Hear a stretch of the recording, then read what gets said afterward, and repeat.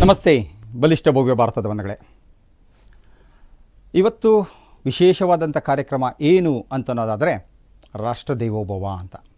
ಈ ರಾಷ್ಟ್ರದೇವೋಭವ ಕಾರ್ಯಕ್ರಮವನ್ನು ವಿಶೇಷವಾಗಿ ಹಮ್ಮಿಕೊಂಡಿರುವಂಥವ್ರು ಯಾರು ಅಂತನ್ನೋದಾದರೆ ನಮ್ಮ ರಾಷ್ಟ್ರದ ಹಿತವನ್ನು, ರಾಷ್ಟ್ರದ ಸುಖವನ್ನು, ರಾಷ್ಟ್ರದ ಅಭಿವೃದ್ಧಿಯನ್ನು ಬಯಸುತ್ತಾ ಇರುವಂತಹ ಅಶ್ವವೇಗ ವಾಹಿನಿಯವರು. ಬಹಳ ಎಲ್ಲರೂ ಕೂಡ ಸಂತೋಷ ಪಡುವಂಥ ವಿಚಾರ ಏನು ಅಂತಂತಂದರೆ, ಈ ನಮ್ಮ ರಾಷ್ಟ್ರದ ಬಗ್ಗೆ ಚಿಂತನೆಯನ್ನು ತೋರಿಸುವಂಥವ್ರು ಕೆಲವು ವ್ಯಕ್ತಿಗಳಲ್ಲಿ ಕೆಲವು ವಾಹಿನಿಗಳು. ಆ ಕೆಲವು ವಾಹಿನಿಗಳಲ್ಲಿ ವಿಶೇಷವಾಗಿ ಈ ರಾಷ್ಟ್ರದೇವೋಭವ ಅನ್ನೋಂಥ ಕಾರ್ಯಕ್ರಮವನ್ನು ನಡೆಸ್ಕೊಡ್ಬೇಕು ಅಂತ ಕೇಳಿಕೊಂಡಾಗ ನಾನು ಬಹಳ ಸಂತೋಷದಿಂದ ಈ ಕಾರ್ಯಕ್ರಮ ನಡೆಸ್ಕೊಡೋದಕ್ಕೆ ಒಪ್ಕೊಂಡಿದ್ದೀನಿ. ನನಗೂ ಕೂಡ ಬಹಳ ನನ್ನ ಹೃದಯಕ್ಕೆ ಮತ್ತು ಮನಸ್ಸಿಗೆ, ನನ್ನ ಇಡೀ ದೇಹದಲ್ಲಿರುವ ಪ್ರತಿಯೊಂದು ಕಣಕಣದಲ್ಲೂ ಕೂಡ ನನ್ನ ರಾಷ್ಟ್ರೀಯತೆ ಏನಿದೆಯಲ್ಲ ಅದನ್ನು ಚಿಮ್ಮಿಸುವಂಥ, ಹೊಮ್ಮಿಸುವಂಥ, ನಿಮ್ಮ ಜೊತೆಗೆ ಹಂಚಿಕೊಳ್ಳುವಂಥ ಸುವರ್ಣಾವಕಾಶವನ್ನು ಮಾಡಿಕೊಟ್ಟಂತಹ ಈ ಅಶ್ವವೇಗ ವಾಹಿನಿಯವರಿಗೆ ನನ್ನ ಕೃತಜ್ಞತೆಯನ್ನು ಸಲ್ಲಿಸ್ತಾ ನನ್ನ ಕಾರ್ಯಕ್ರಮವನ್ನು ಶುರು ಮಾಡ್ತೀನಿ. ಏನು ಅಂತನ್ನೋದಾದಾಗ ರಾಷ್ಟ್ರದೇವೋಭವ ಎಲ್ಲರೂ ಕೂಡ ಕೇಳಿದ್ದೀವಿ. ಏನು ಅಂತಂತಂದರೆ ಮಾತೃದೇವೋಭವ, ಪಿತೃದೇವೋಭವ, ಆಚಾರ್ಯ ದೇವೋಭವ, ಅತಿಥಿ ದೇವೋಭವ ಅಂತ ಕೇಳಿದ್ದೀವಿ. ಈ 5ನೇ ದೇವೋಭವ ನೋಡಿ ಹೇಗಿದೆ ಅಂತಾರೆ. 5ನೇ ದೇವೋಭವ ಹೆಬ್ಬೆಟ್ಟು, ಇದಿಲ್ಲದೆ ಇದು ಇಲ್ಲ, ಇದು ಇಲ್ಲದೆ ಇದಕ್ಕೆ ತಾಕತ್ತಿಲ್ಲ. ಸೊ ಹಾಗಾಗಿ ಇದಕ್ಕೆ ತಾಕತ್ತನ್ನು ಕೊಡುವಂತಹದ್ದು ಈ ರಾಷ್ಟ್ರದೇವೋಭವ. ಈ ರಾಷ್ಟ್ರ ಇದ್ದರೆ ಮಾತ್ರ ಇವೆಲ್ಲದಕ್ಕೂ ಕೂಡ ಬೆಲೆ, ಇದೆಲ್ಲದಕ್ಕೂ ಕೂಡ ಶಕ್ತಿ, ಇದೆಲ್ಲದಕ್ಕೂ ಕೂಡ ಬಲ. ಈ ರಾಷ್ಟ್ರ ಇಲ್ಲದಿದ್ದರೆ ಇದು ಯಾವುದು ಕೂಡ ನಿಕೃಷ್ಟ, ಕನಿಷ್ಠ, ಅನಿಷ್ಟ. ಇದೆಲ್ಲದಕ್ಕೂ ಶ್ರೇಷ್ಠವನ್ನು ಕೊಡುವಂಥದ್ದು ಈ ರಾಷ್ಟ್ರ. ಈ ರಾಷ್ಟ್ರದೇವೋಭವ ಅನ್ನೋಂಥ ಕಾರ್ಯಕ್ರಮವನ್ನು ನಡೆಸ್ಕೊಡೋದಕ್ಕೆ ಬಹಳ ಸಂತೋಷ ಆಗ್ತಿದೆ.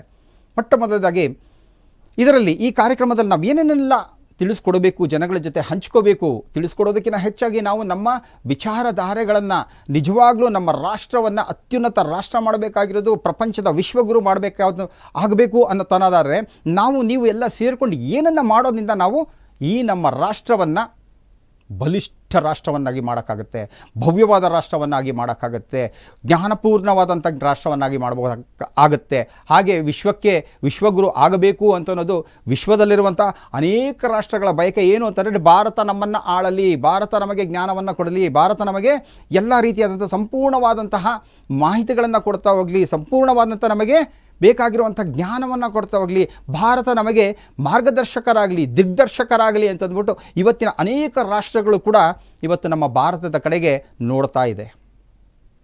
ಹಾಗಿರಬೇಕಾದ್ರೆ ಈ ರಾಷ್ಟ್ರ ಅಂತಂತಿದಲ್ಲ, ಈ ರಾಷ್ಟ್ರ ಅಂದರೆ ಏನು? ಈ ರಾಷ್ಟ್ರ ಅಂತಂತಂದಾಗ ಕಲ್ಲು ಮಣ್ಣೆ, ಈ ರಾಷ್ಟ್ರ ಅಂತಂದರೆ ನೆಲ ಜಲವೇ, ಈ ರಾಷ್ಟ್ರ ಅಂತಂದರೆ ಗಿಡ ಮರವೇ, ಈ ರಾಷ್ಟ್ರ ಅಂತಂದರೆ ಗಿರಿ ಕಂದಕವೇ? ಅಲ್ಲ. ಈ ರಾಷ್ಟ್ರ ಅಂದರೆ ಇದು ಯಾವುದೂ ಅಲ್ಲ, ಇವೆಲ್ಲ ಒಂದು ಭಾಗ ಅಷ್ಟೇ. ಈ ರಾಷ್ಟ್ರ ಅಂತಂದರೆ ಏನು ಅಂತಂತಂದಾಗ ನಮ್ಮ ರಾಷ್ಟ್ರದಲ್ಲಿ ಇಡೀ ಪ್ರಪಂಚದಲ್ಲಿ ಎಲ್ಲೂ ಇಲ್ಲದಂಥ ಒಂದು ದಿವ್ಯತರವಾದಂಥ ಜ್ಞಾನ, ವಿವೇಕ ಮತ್ತು ವೈಶಿಷ್ಟ್ಯಪೂರ್ಣವಾದಂತಹ ಒಂದು ಜೀವನ ಶೈಲಿ ಎಲ್ಲಾದರೂ ಇದೆಯಾ ಅಂತನ್ನೋದರೆ ಅದು ನಮ್ಮ ಭಾರತದಲ್ಲಿದೆ. ಏನು ಅಂತಂತಂದಾಗ ನಮಗೆ ಇಲ್ಲಿ ಸಂಸ್ಕಾರ, ಸಂಸ್ಕೃತಿ, ಆಚಾರ, ವಿಚಾರ, ಜ್ಞಾನ, ವಿವೇಕ, ಹಾಗೆಯೇ ಕಲೆ, ಸಾಹಿತ್ಯ, ರೀತಿ, ನೀತಿ, ಪದ್ಧತಿ, ಧರ್ಮ, ಕರ್ಮ ಇವೆಲ್ಲವೂ ಕೂಡ ಸಮ್ಮಿಳನಗೊಂಡು ಅತ್ಯುತ್ತಮವಾದಂಥ, ಅತಿ ವಿಶಿಷ್ಟವಾದಂಥ ರಾಷ್ಟ್ರವನ್ನು ಪ್ರಪಂಚದಲ್ಲೆಲ್ಲರೂ ನೋಡಬಹುದು ಅಂತಂದರೆ ಅದು ಈ ನಮ್ಮ ಭಾರತ ರಾಷ್ಟ್ರದಲ್ಲಿ ಮಾತ್ರ. ಈಗ ನಾವು ತಮಿಳುನಾಡಿಂದ ಹಿಡಿದು, ನಾವು ಎಲ್ಲಿಂದ ಕೇರಳದಿಂದ ಹಿಡಿದು ಕನ್ಯಾಕುಮಾರಿಯಿಂದ ತೆಗೆದುಕೊಂಡು ಹೋದಾಗ ನಾವು ಎಲ್ಲಿ ತನಕ ನೋಡ್ಬೋದು, ಕಾಶ್ಮೀರ ತನಕ ನೋಡೋದಕ್ಕೆ ಹೋದಾಗಲೂ ಕೂಡ ಅನೇಕ ರೀತಿಯಾದಂಥ ಜನಗಳು, ಅನೇಕ ರೀತಿಯಾದಂಥ ಆಚಾರ ವಿಚಾರಗಳು, ಅನೇಕ ರೀತಿಯಾದಂಥ ಭಾಷೆಗಳು, ಅನೇಕ ರೀತಿಯಾದಂಥ ಉಡುಗೆ ತೊಡುಗೆಗಳು, ಅನೇಕ ರೀತಿಯಾದಂಥ ಊಟ ಉಪಚಾರಗಳು ಇವೆಲ್ಲವೂ ಕೂಡ ಇದ್ದರೂ ಕೂಡ ಈ ನಮ್ಮ ರಾಷ್ಟ್ರಕ್ಕೆ ಏನಾದರೂ ಎಲ್ಲಿಂದಾದರೂ ಅಕ್ಕಪಕ್ಕ ರಾಷ್ಟ್ರಗಳಿಂದ ಒಂದು ಕೇಡು ಬರುತ್ತೆ ಅಂತಂದಾಗ ನಾವು ಕನ್ಯಾಕುಮಾರಿಯಿಂದ ಕಾಶ್ಮೀರದ ತನಕ ಎಲ್ಲರೂ ಒಗ್ಗಟ್ಟಾಗಿ ಒಕ್ಕರಲಿಂದ ಮತ್ತು ಒಗ್ಗಟ್ಟಿನಿಂದ, ಆ ಒಗ್ಗಟ್ಟಿನ ಶಕ್ತಿಯಿಂದ, ಆ ಒಗ್ಗಟ್ಟಿನ ಒಂದು ಧೀಮಂತತೆಯಿಂದ, ವೀರತೆಯಿಂದ, ಶೂರತೆಯಿಂದ ಬರುವಂಥ ಸರ್ವ ಸಂಕಷ್ಟಗಳನ್ನು ಎದುರಿಸ್ತೀವಲ್ಲ, ಇದು ನಮ್ಮ ರಾಷ್ಟ್ರ. ಈ ರಾಷ್ಟ್ರದ ಮೇಲೆ ಯಾರ ದಬ್ಬಾಳಿಕೆಗಳನ್ನು ನಾವು ಸಹಿಸೋದಿಲ್ಲ, ಯಾರ ಆಡಳಿತವನ್ನು ನಾವು ಒಪ್ಕೊಳ್ಳೋದಿಲ್ಲ, ಯಾವ ರೀತಿಯಾದಂಥ ಅವರ ಮತಾಂಧತೆಗಳನ್ನು ನಾವು ಇಲ್ಲಿಗೆ ಸೊಪ್ಪು ಹಾಕಿ ಬೆಳೆಸೋದಿಲ್ಲ ಅನ್ನೋ ರೀತಿಯಲ್ಲಿ ನಾವೆಲ್ಲರೂ ಕೂಡ ಒಕ್ಕರಲಿಂದ ಹೋರಾಡ್ತೀವಲ್ಲ, ಯಾವ ಒಂದು ಅಂಶ ನಮ್ಮೆಲ್ಲರೂ ಕೂಡ ಒಗ್ಗೂಡಿಸುತ್ತಲ್ಲ, ಯಾವುದು? ಅದೇ ನಿಜವಾದ ಧರ್ಮ ಕರ್ಮ. ನಮ್ಮೆಲ್ಲರೂ ಕೂಡ ಒಂದಿದೆ, ಏನಂತಂತಂದರೆ ನಾವು ಮತ್ತೊಬ್ಬರಿಗೆ ತೊಂದರೆಯನ್ನು ಕೊಡಬಾರ್ದು, ಮತ್ತೊಬ್ಬರಿಗೆ ಪೀಡಕರಾಗಬಾರ್ದು, ಮತ್ತೊಬ್ಬರಿಗೆ ಹಿಂಸಕರಾಗಬಾರ್ದು, ಮತ್ತೊಬ್ಬರಿಗೆ ದೌರ್ಬಲ್ಯರಾಗಬಾರ್ದು, ಮತ್ತೊಬ್ಬರಿಗೆ ದರೋಡೆಯನ್ನು ಮಾಡಬಾರ್ದು, ಮತ್ತೊಬ್ಬರ ಮೇಲೆ ದುರಾಚಾರ ಮಾಡಬಾರ್ದು, ಮತ್ತೊಬ್ಬರ ಮೇಲೆ ಅನಾಚಾರ ಮಾಡಬಾರ್ದು. ಎಲ್ಲರಲ್ಲೂ ಕೂಡ ಸಹೋದರ ಭಾವತ್ವವನ್ನು ತಂದು ಎಲ್ಲರೂ ಕೂಡ ಇಡೀ ವಿಶ್ವವೇ ವಸುದೈವ ಕುಟುಂಬಕಂ ಅನ್ನುವಂತಹ ಒಂದು ಕಾನ್ಸೆಪ್ಟನ್ನು ಇಟ್ಕೊಂಡು ಇಡೀ ವಿಶ್ವಕ್ಕೆ ಈ ವಸುದೈವ ಕುಟುಂಬಕಂ ಅನ್ನುವಂಥ ಒಂದು ದಿವ್ಯ ಸಂದೇಶವನ್ನು ಕೊಟ್ಟಂಥ ಏಕೈಕ ರಾಷ್ಟ್ರ ಇಡೀ ಪ್ರಪಂಚದಲ್ಲಿ ಎಲ್ಲಾದರೂ ಇದೆ ಅಂತಂದರೆ ಅದು ಈ ನಮ್ಮ ಭಾರತ ರಾಷ್ಟ್ರ. ಹಾಗಾಗಿ ಈ ರಾಷ್ಟ್ರ ಅನ್ನೋಂಥದ್ದು ಹೇಳಿದ್ನಲ್ಲ, ಕಲ್ಲು ಮಣ್ಣುಗಳಿಂದಲ್ಲ, ಗಿರಿಕಂದರಗಳಿಂದಲ್ಲ, ನೀರು ನೆಲಗಳಿಂದಲ್ಲ, ಇದು ಆಗಿರುವಂಥದ್ದು ನಮ್ಮ ಭಾವನೆಗಳಿಂದ. ಭಾಷೆಗಳು ಬೇರೆ ಆಗಿರ್ಬೋದು, ವೇಷಗಳು ಬೇರೆ ಆಗಿರ್ಬೋದು, ಊಟ ಉಪಚಾರಗಳು ಬೇರೆ ಆಗಿರ್ಬೋದು, ನನ್ನ ಆಚಾರ ವಿಚಾರಗಳು ಬೇರೆ ಆಗಿರ್ಬೋದು, ಆದರೆ ನಮ್ಮೆಲ್ಲ ಎಲ್ಲರಲ್ಲೂ ಕೂಡ ಒಂದೇ ಒಂದು ಭಾವನೆ ಇದೆ. ಅದು ಯಾವ ಭಾವನೆ ಅಂತಂದರೆ ನಾವೆಲ್ಲರೂ ಭಾರತೀಯರು ಅನ್ನುವಂಥ ಒಂದು ಭಾವನೆ. ಈ ಭಾರತೀಯರ ಭಾವನೆ ಹೇಗಿರುತ್ತೆ ಅಂತಂದಾದಾಗ ಅದನ್ನು ಸ್ವಾಮಿ ವಿವೇಕಾನಂದ ತುಂಬ ಚೆನ್ನಾಗಿ ಹೇಳ್ತಾ ಇರ್ತಾರೆ. ಏನು ಅಂತಂದಾಗ, if there is any one land on the earth where the humanity has reached highest towards generosity, highest towards calmness, highest towards purity, highest towards kindness, and the land of introspection and spirituality, that is Bharat ಅಂತ ಹೇಳ್ತಾರೆ. ಇಡೀ ಭೂಮಂಡಲದಲ್ಲಿ ಯಾವುದಾದರೂ ಒಂದು ಭೂಪ್ರದೇಶ ಯಾವುದರಲ್ಲಿ humanity, ಆ humanity ಅಂತಂದಾಗ ಮಾನವತ್ವದಲ್ಲಿ ಒಂದು ಕರುಣೆ, ಒಂದು ಪ್ರೀತಿ, ಒಂದು ವಿಶ್ವಾಸ, ಒಂದು ನಂಬಿಕೆ, ಒಂದು ಶಾಂತಿ, ಒಂದು ಸೌಹಾರ್ದತೆ ಮತ್ತು ಎಲ್ರಿಗೂ ಕೊಡುವಂತಹ ಒಂದು ವಿಶಾಲ ಹೃದಯ, ವಿಶಾಲ ಮನೋಭಾವ ಇರುವಂತಹ ಒಂದು ರಾಷ್ಟ್ರ. ಹಾಗೆ ತನ್ನನ್ನು ತಾನು ಇಂಟ್ರೋಸ್ಪೆಕ್ಷನ್, ಆತ್ಮಪರಾವಲಂಬನೆಯನ್ನು ಮಾಡಿಕೊಂಡು ಆತ್ಮಪರಾಮರ್ಶಿಸಿ ಏನು ತಪ್ಪು ಅದನ್ನು ಸರಿಪಡಿಸ್ಕೊಂಡು ತಿದ್ದುಕೊಂಡು ಜಗತ್ತಿನ ಹಿತಕ್ಕಾಗಿ, ಜಗತ್ತಿನ ಒಳಿತಿಗಾಗಿ ಬಾಳುವಂತಹ ಮತ್ತು ಇಡೀ ಪ್ರಪಂಚಕ್ಕೆ ಸುಖ, ಶಾಂತಿ, ನೆಮ್ಮದಿಯನ್ನು ಆಧ್ಯಾತ್ಮಿಕದ ಮೂಲಕ ಕೊಡುವಂಥ ಏಕೈಕ ರಾಷ್ಟ್ರ ಯಾವುದಾದ್ರೂ ಇದೆ ಅಂತ ಅನ್ನೋದಾದರೆ ಅದು ಈ ನನ್ನ ಭಾರತ ಅಂತಂತ ಹೇಳ್ತಾರೆ. ಎಷ್ಟು ಸಂತೋಷ ಆಗುತ್ತಲ್ಲ ನಮಗೆ. ಇಂಥ ರಾಷ್ಟ್ರದಲ್ಲಿ ಹುಟ್ಟಿದಂಥವ್ರು ನಾವೆಲ್ಲರೂ ಕೂಡ ನಿಜವಾಗಲೂ ಪುಣ್ಯ ಪುರುಷರೇ ಹೌದು. ಸೊ ಹೀಗಾಗಿ ಇಡೀ ವಿಶ್ವಕ್ಕೆ ಬೇಕಾಗಿರುವಂತಹ ದಿವ್ಯ ಜ್ಞಾನವನ್ನು ಕೊಡುವಂಥ ಏಕೈಕ ರಾಷ್ಟ್ರ ಈ ನಮ್ಮ ಭಾರತ. ಯಾಕಂದರೆ ನಮ್ಮಲ್ಲಿ ಶಾಂತಿ ಇದೆ, ಸೌಹಾರ್ದತೆ ಇದೆ, ಕರುಣೆ ಇದೆ, ಪ್ರೀತಿ ಇದೆ, ನಂಬಿಕೆ ಇದೆ, ಮತ್ತೊಬ್ಬರ ಅನಿಸಿಕೆಗಳಿಗೆ ಇಲ್ಲಿ ಅವಕಾಶ ಇದೆ, ಮತ್ತೊಬ್ಬರ ಭಾವನೆಗಳಿಗೆ ಧಕ್ಕೆ ತರದುವಂತಹ ಒಂದು ಉತ್ತಮವಾದಂಥ ಬಾಂಧವ್ಯ ನಮ್ಮಲ್ಲಿದೆ. ಮತ್ತೊಬ್ಬರ ಆಚಾರ ವಿಚಾರಗಳಲ್ಲಿ ಮೂಗು ತೂರಿಸದೇ ಇರೋವಂಥದ್ದು, ಮತ್ತೊಬ್ಬರ ಆಚಾರ ವಿಚಾರಗಳಲ್ಲಿ ತಪ್ಪು ಅಂತ ಹೇಳಿದೆ, ನಿನ್ನ ಆಚಾರ ವಿಚಾರವೂ ಸರಿ, ನನ್ನ ಆಚಾರ ವಿಚಾರವೂ ಸರಿ ಅಂತ ಹೇಳಿಕೊಡುವಂತಹ ಒಂದೇ ಒಂದು ರಾಷ್ಟ್ರ ಯಾವುದು ಅಂತಂದರೆ ಈ ನಮ್ಮ ಭಾರತ. ಈ ನಮ್ಮ ಭಾರತವನ್ನು ಬಿಟ್ಟರೆ ಈ ರೀತಿಯಾದಂತಹ ಒಂದು ದಿವ್ಯ ಸಂದೇಶವನ್ನು, ದಿವ್ಯ ಜ್ಞಾನವನ್ನು, ಒಂದು ದಿವ್ಯ ಚಕ್ಷುವನ್ನು, ಹಾಗೆ ದಿವ್ಯ ಹೃದಯಾಂತರಾಳವನ್ನು ಉಳ್ಳಂತಹ ಮತ್ತೊಂದು ರಾಷ್ಟ್ರ ಇಲ್ಲ. ಹಾಗಾಗಿ ಇಡೀ ಪ್ರಪಂಚದಾದ್ಯಂತ ಭಾರತಕ್ಕೆ ಒಂದು ಕಾಲದಲ್ಲಿ ಬಹಳ ಬಹಳ ಬಹಳ ಗೌರವ ಕೊಡ್ತಾಯಿದ್ರು.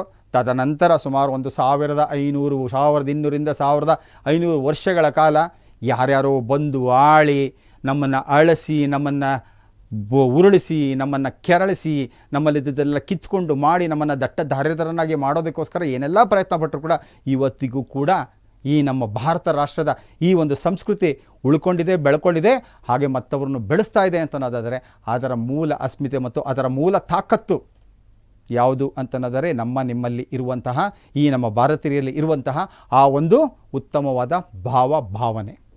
ಏನು, ನಾನು ಬದುಕಬೇಕು, ಇತರರನ್ನು ಬದುಕೋದಕ್ಕೆ ಬಿಡಬೇಕು ಅನ್ನುವಂಥ ಒಂದು ದಿವ್ಯತರವಾದಂಥ ಈ ಒಂದು ಭಾವನೆ ಏನಿದೆಯಲ್ಲ, ಅದು ಪ್ರಪಂಚದ ಇನ್ನು ಯಾವುದೇ ರಾಷ್ಟ್ರದ ಜನತೆಗಳಿಗೆ ತುಂಬಾ ಕಡಿಮೆ ಅಂತ ಹೇಳ್ಬೋದು. ಇಲ್ಲವೇ ಇಲ್ಲ ಅಂತ ಹೇಳಲ್ಲ, ತುಂಬ ಕಡಿಮೆ ಅಂತಲೇ ಹೇಳ್ಬೋದು. ಬಟ್ ಹೆಚ್ಚಾಗಿರುವಂಥ ರಾಷ್ಟ್ರದ ಜನತೆ ಯಾರು ಅಂತಂದರೆ ಅದು ಈ ನಮ್ಮ ಭಾರತೀಯರು.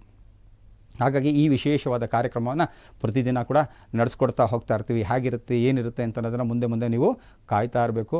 ಅಷ್ಟು ಚೆನ್ನಾಗಿರುತ್ತೆ. ಏನು ಅಂತಂದರೆ ನಮ್ಮ ಭಾರತ ದೇಶದ ಈ ಇತಿಹಾಸ ಏನಿದೆಯಲ್ಲ, ಹಬ್ಬ ಬ್ರಹ್ಮಾಂಡ ತಿಳ್ಕೊಳ್ತಾ ಅದನ್ನು ಕೆದಕ್ತಾ ಹೋಗ್ತಾ ಇದ್ದಂಗೆ ನಮಗೆ ಎಂಥ ಒಂದು ದಿವ್ಯ ಜ್ಞಾನ ಸಿಗುತ್ತೆ ಅಂತಂದಾಗ ನಿಜವಾಗಲೂ ಕೂಡ ಅನಿಸುತ್ತೆ. ಪ್ರತಿಯೊಬ್ಬರಿಗೂ ಕೂಡ ಪ್ರತಿಯೊಂದು ಎಪಿಸೋಡಲ್ಲೂ ಕೂಡ ಅನಿಸ್ತಾ ಇರುತ್ತೆ, ಹಬ್ಬ ನಾವೆಂಥ ದಿವ್ಯ ಪುರುಷರು, ನಾವೆಂಥ ಪುಣ್ಯ ಪುರುಷರು, ನಾವೆಂಥ ಧರ್ಮಿಷ್ಠರು, ನಾವೆಂಥ ಕರ್ಮಿಷ್ಠರು, ನಾವು ಎಂತಹ ಪುಣ್ಯ ಮಾಡಿದ್ದೀವಿ ಈ ಭಾರತ ಭೂಮಿಯಲ್ಲಿ ಹುಟ್ಟೋದಕ್ಕೆ, ಈ ಭಾರತ ಭೂಮಿಯಲ್ಲಿ ಬೆಳೆಯೋದಕ್ಕೆ, ಈ ಭಾರತ ಭೂಮಿಯ ಮಣ್ಣಿನ ಸೊಗಡು ಗಾಳಿಯ ಬೀಸು ಮತ್ತು ಈ ಒಂದು ನೆಲ ಜಲದ ಸೊಬಗನ್ನು ಮತ್ತು ಸೌಂದರ್ಯವನ್ನು ಮತ್ತು ಅದರ ಒಂದು ಸ್ವಾಭಾವಿಕವಾಗಿ ಬರುವಂತಹ ಆ ಒಂದು ಆಸ್ವಾದ ಏನಿರುತ್ತಲ್ಲ ಅದನ್ನೆಲ್ಲ ಅನುಭವಿಸುವಂತಹ ಪುಣ್ಯಪುರುಷರು ಯಾರಾದರೂ ಇದ್ದಾರೆ ಅಂತಂದರೆ ಅದು ನಾವು ನೀವೇ ಆಗಿರ್ತೀವಿ.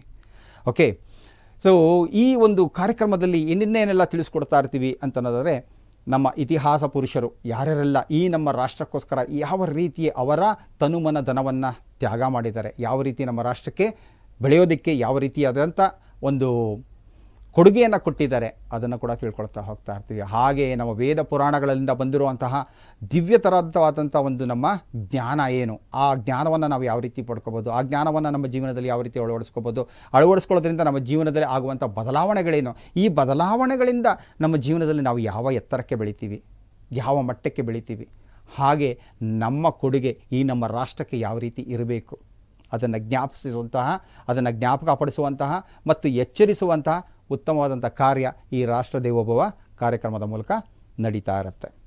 ಹಾಗೆಯೇ ಸ್ವಾಮಿ ವಿವೇಕಾನಂದರು ಹೇಳ್ತಾ ಇರ್ತಾರಲ್ಲ, ಏನಂತ ಹೇಳಿದ್ನಲ್ಲ ಈಗಿನಲ್ಲಿ ಯಾವುದಾದ್ರು ಒಂದು ನೆಲ ಯಾವುದು, ಇದೊಂದೇ ನೆಲ. ಈ ಒಂದೇ ನೆಲದಲ್ಲಿ ಮಾತ್ರ